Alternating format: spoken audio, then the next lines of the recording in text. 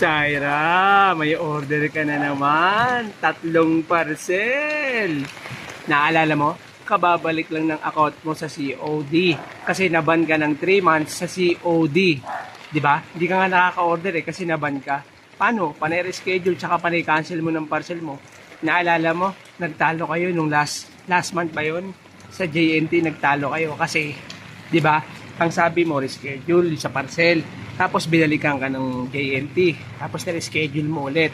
Tapos ang ginawa mo, kinabukasan, Gcash mo. Yun, naghintay yung JNT. Hindi mo naman Gcash. Kaya ayun, nag-RTS. Tapos yung araw na yun, yung sa akin, yung parcel mo, kinancel mo yung parcel mo. Tapos ngayon may order ka na naman, 3. Tapos ang aga-aga, magre-reply ka sa akin, kuya, reschedule na lang. Tapos sasabihin mo, nasa review ka. Uy, wag ako.